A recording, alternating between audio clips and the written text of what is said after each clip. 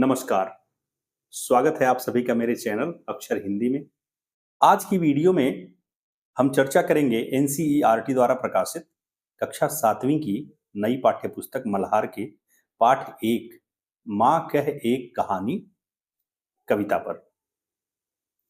आज हम इसका अर्थ देखेंगे, इसके शब्दार्थ देखेंगे और इस कविता को अच्छी तरह से समझने की कोशिश करेंगे। सबसे पहले एक बार कविता का पाठ करते हैं, इसके पश्चात फिर पंक्तिशः व्याख्या शुरू करेंगे, यानी एक एक पंक्ति की व्याख्या शुरू की जाएगी। कविता है माँ कह एक कहानी। बेटा समझ लिया क्या तूने मुझको अपनी नानी, कहती है मुझसे यह चेटी तू मेरी नानी की बेटी। कह माँ कह लेटी ही लेटी राजा था या रानी, राजा था या रानी माँ कह एक कहानी। तू है हठी मानधन मेरे सुन उपवन में बड़े सवेरे, तात भ्रमण करते थे तेरे जहां सुरभि मनमानी, जहां सुरभि मनमानी। हाँ माँ यही कहानी। वर्ण वर्ण के फूल खिले थे झलमल कर हिमबिंदु झिले थे, हल्के झोंके हिले मिले थे लहराता था पानी, लहराता था पानी। हाँ हाँ यही कहानी। गाते थे खग कल कल स्वर से, सहसा एक हंस ऊपर से, गिरा बिद्ध होकर खर शर से। हुई पक्ष की हानि, हुई पक्ष की हानि, करुणा भरी कहानी। चौंक उन्होंने उसे उठाया, नया जन्म सा उसने पाया, इतने में आखेटक आया लक्ष्य सिद्धि का मानी, लक्ष्य सिद्धि का मानी। कोमल कठिन कहानी। मांगा उसने आहत पक्षी तेरे तात किंतु थे रक्षी, तब उसने जो था खगभक्षी हठ करने की ठानी, हठ करने की ठानी। अब बढ़ चली कहानी। हुआ विवाद सदय निर्दय में, उभय आग्रही थे स्व विषय में, गई बात तब न्यायालय में। सुनी सभी ने जानी, सुनी सभी ने जानी, व्यापक हुई कहानी। राहुल तू निर्णय कर इसका, न्याय पक्ष लेता है किसका, कह दे निर्भय जय हो जिसका। सुन लूं तेरी बानी, माँ मेरी क्या बानी, मैं सुन रहा कहानी। कोई निरपराध को मारे तो क्यों अन्य ने उसे उबारे, रक्षक पर भक्षक को वारे, न्याय दया का दानी, न्याय दया का दानी। तूने बुनी कहानी। इसके रचयिता हैं मैथिली शरण गुप्त जी। मैथिली शरण गुप्त का जन्म 1886 ईस्वी में उत्तर प्रदेश के झांसी के चिर गांव में हुआ था। 15-16 वर्ष की आयु में ही वे कविताएं लिखने लगे थे। प्रारंभ में ब्रज भाषा, फिर हिंदी में उन्होंने पूरे जीवन लेखन का कार्य किया। स्वतंत्रता आंदोलन में उनकी रचनाओं ने लोगों के मन में देश प्रेम की भावना को जगाने का काम किया। राष्ट्र कवि के रूप में उनकी ख्याति सर्वविदित है, यानी सारे लोग जानते हैं कि मैथिली शरण गुप्त राष्ट्र कवि हैं। इनकी अधिकांश कृतियों में, अधिकतर रचनाओं में भारत की धार्मिक, सांस्कृतिक, ऐतिहासिक और राष्ट्रीय चेतना के स्वर हैं। साकेत, भारत भारती और यशोधरा उनकी काव्य कृतियां हैं। और ध्यान दीजिएगा, यह जो कविता अभी हमने पढ़ी है, यह मैथिली शरण गुप्त की काव्य कृति यशोधरा से ही ली गई है। यशोधरा काव्य गौतम बुद्ध, जो पहले सिद्धार्थ थे, उनकी पत्नी यशोधरा के नाम पर लिखा गया है। सिद्धार्थ की पत्नी का नाम यशोधरा था और उनके पुत्र का नाम राहुल था। इस कविता में जो माँ बेटे हैं वे राहुल और यशोधरा ही हैं। और कविता में जब राहुल अपनी माँ से कहते हैं कि माँ कहानी सुनाइए, तो उनकी माँ यशोधरा उन्हें राहुल के पिता यानी सिद्धार्थ की ही कहानी सुनाती हैं जो उनके बचपन में एक बार घटित हुई थी। तो चलिए अब आगे बढ़ते हैं और देखते हैं कि इस संवाद शैली में लिखी गई कविता में हमें क्या क्या सीखने को मिलता है और इस कविता के माध्यम से कवि हमें क्या समझाना चाहते हैं। माँ कह एक कहानी। कविता की शुरुआत इसी पंक्ति से होती है और यहाँ पर राहुल अपनी माँ से कहते हैं कि हे माँ, एक कहानी कहिए, मुझे कहानी सुनने का मन कर रहा है, आप हमें एक कहानी सुना दीजिए। माँ कहती हैं कि बेटा, तुमने समझ लिया क्या मुझको अपनी नानी? यानी बेटा राहुल, क्या तुमने मुझे अपनी नानी समझ लिया है? ऐसा उन्होंने क्यों कहा? क्योंकि हमारे समाज में छोटे बच्चों को कहानी, किस्सा सुनाने का काम घर के बड़े बुजुर्गों का हुआ करता था। वो दादी नानी, आप जानते हैं दादी नानी की कहानियां वैसे भी बड़ी फेमस हैं, बड़ी प्रसिद्ध हैं।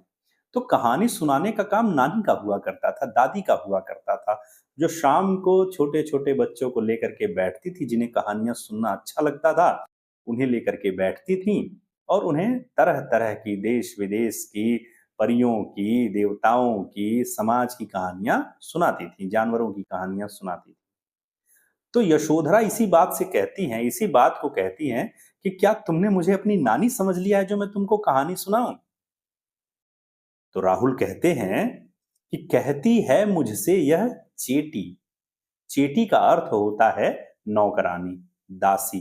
अब चूंकि राहुल तो राजकुमार थे, उनकी मां रानी थी, राज परिवार में वो रहते थे, तो उनके पास बहुत सारी दासियां भी थी।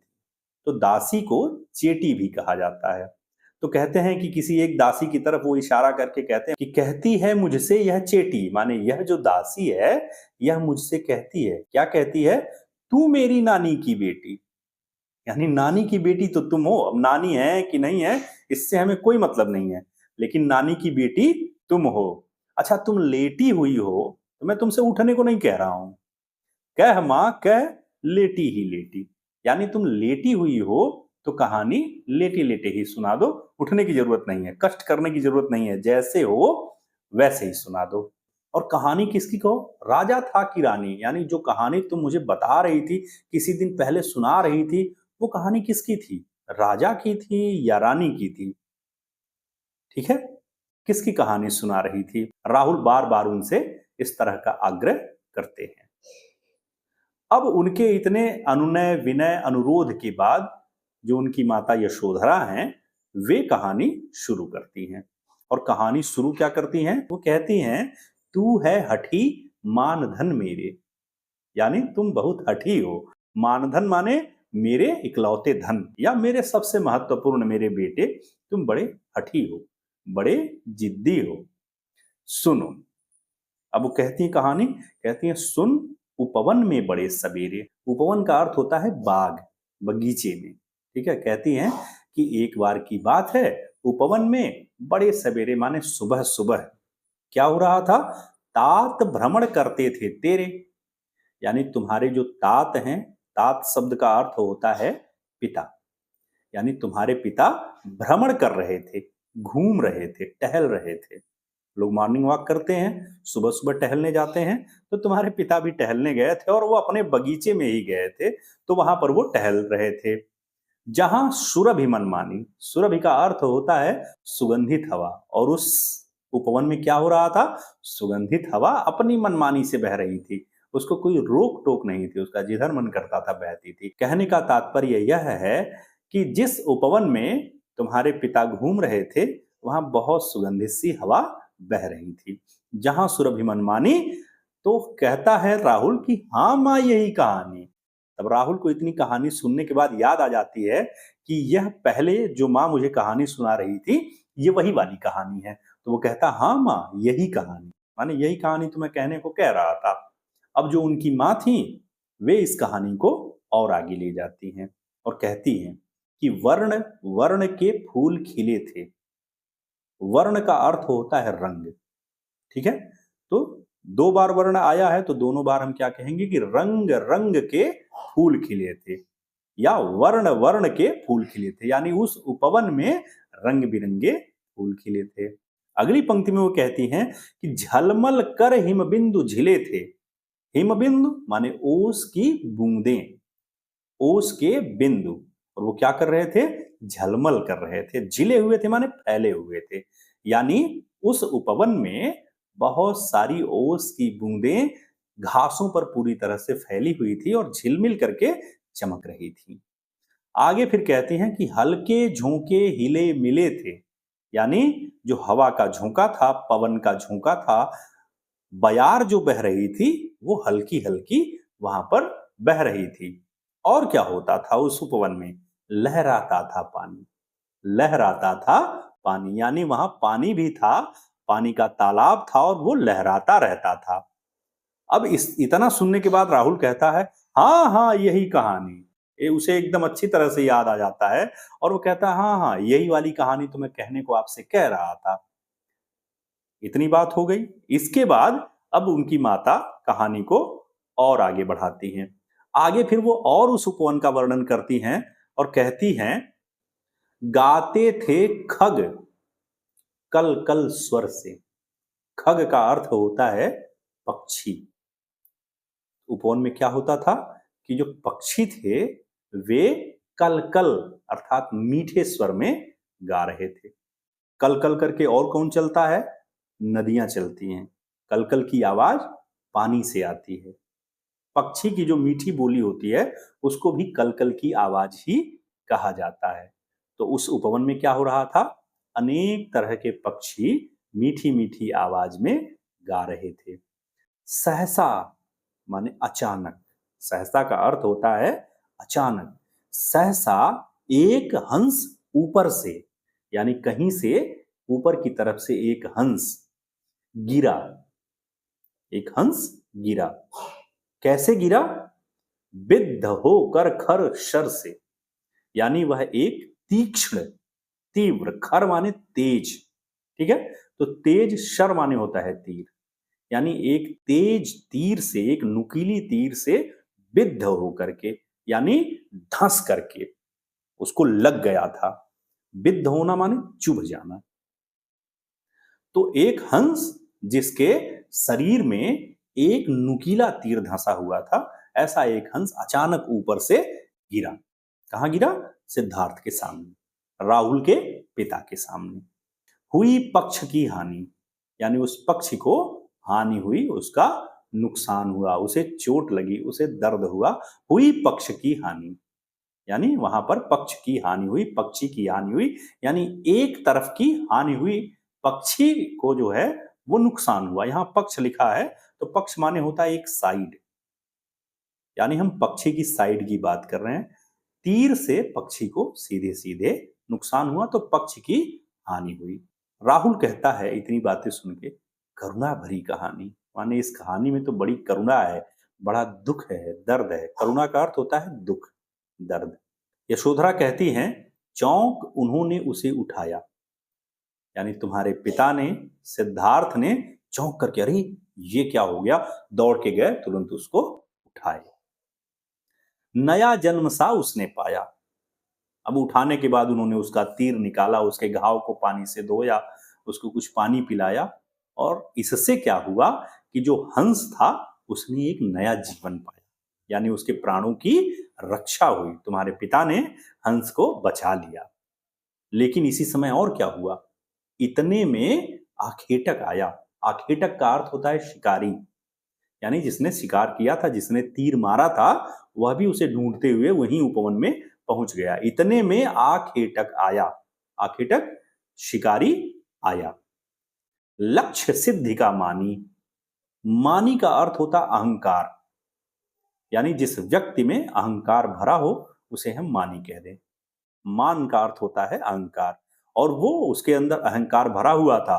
किस बात का अहंकार भरा हुआ था? कि मेरा निशाना कितना ठीक है, लक्ष्य सिद्धि है, यानी जिस पर वो तीर चलाता है निशाना वहीं जाके लगता है। तो उसके अंदर ये अहंकार भी था कि मैंने इस हंस को मारा है। तो वह अपने अहंकार में चौड़ा होता हुआ, फूला हुआ सा सिद्धार्थ के पास आया। कोमल कठिन कहानी, और राहुल इस कहानी को कहते हुए सुनता है कि अच्छा, बड़ी कोमल कहानी थी, अब देखो कठिन होती जा रही है। एक तो उसने हंस को मार दिया, बड़ी कोमलता आई मन में। अब आके वो लड़ाई कर रहा है कि नहीं हंस मुझे चाहिए, कठिनाई भी बढ़ रही है। अब वो आखेटक आया तो उसने किया क्या? कहते हैं कि मांगा उसने आहत पक्षी। आहत माने होता है चोट लगा हुआ, घायल। यानी जो आखेटक था वह आया और उसने क्या किया?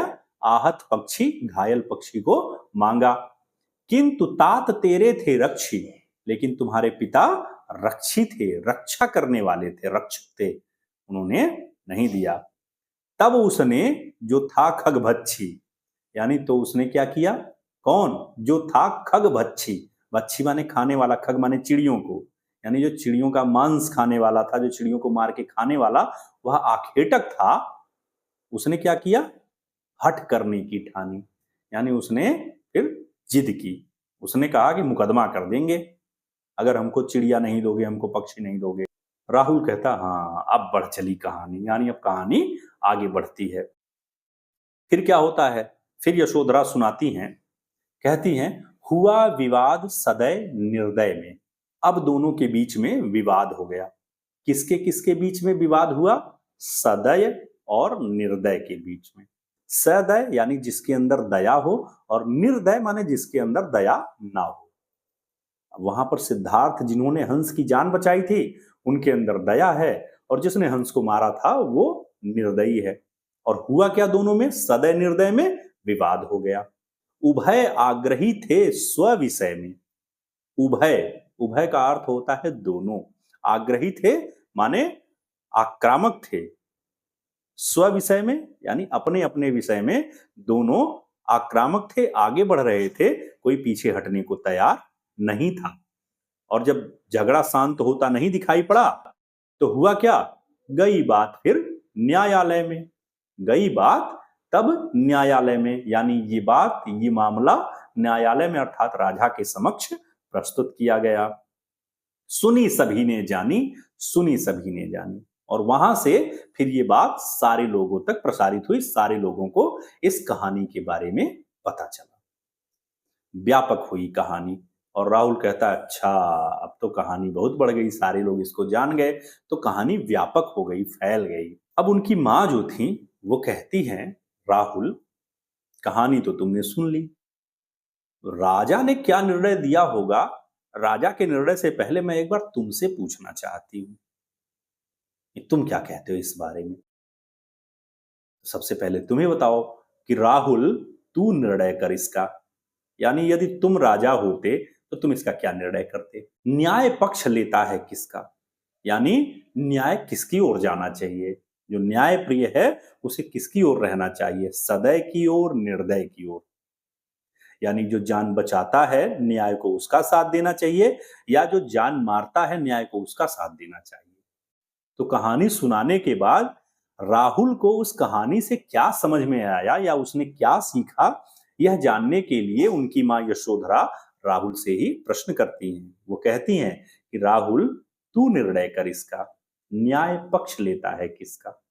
यानी हे राहुल अब तुम बताओ, तुम निर्णय करो, मान लो तुम ही राजा हो और तुम न्याय किसकी ओर करोगे, किसके लिए न्याय करोगे, किसको वो पक्षी दोगे? और कहते हैं कह दे निर्भय जय हो जिसका, यानी तुम एकदम निर्भय होके बताओ कि किसकी विजय होनी चाहिए, कौन जीतेगा मुकदमा, पक्षी किसको दिया जाएगा, दयावान के पास रहेगा या निर्दयी के पास रहेगा, मारने वाले के पास रहेगा कि बचाने वाले के पास रहेगा?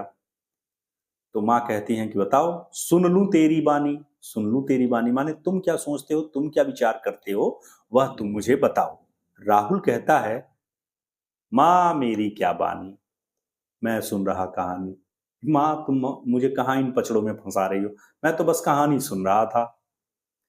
फिर राहुल कहता है, ध्यान दीजिएगा इस पंक्ति पर, राहुल कहता है कि कोई निरपराध को मारे, यानी कोई यदि किसी ऐसे व्यक्ति को मारता है, किसी ऐसे जीव को मारता है जिसने कोई अपराध न किया हो, तो क्यों अन्य न उसे उबारे, तो फिर दूसरे लोग उसे क्यों नहीं उबारे? बचाना चाहिए। अगर कोई किसी के ऊपर अत्याचार करता है तो जो बचाने लायक हैं उन्हें बचाना चाहिए। रक्षक पर भक्षक को वारे, यानी जो भक्षक है उसे रक्षक पर कुर्बान कर देना चाहिए, यानी जो रक्षक है वही महान है, भक्षक की कोई वैल्यू नहीं है, भक्षक का कोई महत्व नहीं है, भक्षक बड़ा नहीं है। भक्षक को रक्षक पर कुर्बान किया जा सकता है। रक्षा करने वाला जरूरी होता है, रक्षा करने वाला अच्छा आदमी होता है, बड़ा आदमी होता है। न्याय को उसी की तरफ रहना चाहिए। और कहते हैं न्याय दया का दानी, यानी जो न्याय है वह दया की तरफ रहेगा, वह दया को दान देगा, यानी वह हंस दयावान को देगा। यानी न्याय जो है वह हमेशा दया करने वाले के साथ रहता है, निर्दयी के साथ नहीं रहता, अच्छे लोगों के साथ रहता है, बदमाशों के साथ नहीं रहता। इसलिए जो लोग अपने जीवन में अच्छे रहेंगे, न्याय उनका साथ देगा। थोड़ा बहुत लेट सवेर चलता है आजकल, किंतु फिर भी अंततोगत्वा वही जीतता है जो सत्य पर रहता है। ठीक है, और राहुल भी यही कह रहा है। इस मामले में भी यही होता है कि विजय किसकी होती है? बचाने वाले की। और हंस किसको मिलता है? बचाने वाले को। और जब राहुल कहता है कि न्याय दया का दानी, यानी न्याय को हमेशा दया की तरफ झुका होना चाहिए, तो मां कहती हैं तूने गुनी कहानी, यानी तूने गुनी, गुनी माने समझ ली है, तूने यह कहानी अच्छी तरह से समझ ली। बच्चों, इस कविता के माध्यम से जो कवि मैथिली शरण गुप्त हैं, वो हमें यह संदेश देते हैं कि किसी भी स्थिति परिस्थिति में हमें दया का धर्म नहीं छोड़ना चाहिए। हमें अपने आदर्शों पर कायम रहना चाहिए। हमसे जिनकी सहायता बन सकती हो, हमें करनी चाहिए। हमें जीवों के साथ दया भाव से रहना चाहिए, प्रेम भाव से रहना चाहिए। जीवों पर हमें हिंसा नहीं करनी चाहिए। आशा करता हूं आपको कविता खूब अच्छी तरह से समझ में आई होगी। यदि आपको इसमें कुछ समस्या आती है, कुछ आप पूछना चाहते हैं, तो आप मुझे कमेंट बॉक्स में जरूर लिखिए और मैं प्रयास करूंगा कि मैं आपके किसी भी प्रश्न का उत्तर देने के लिए हमेशा तत्पर रहूं। मिलते हैं अगली वीडियो में, तब तक के लिए नमस्कार।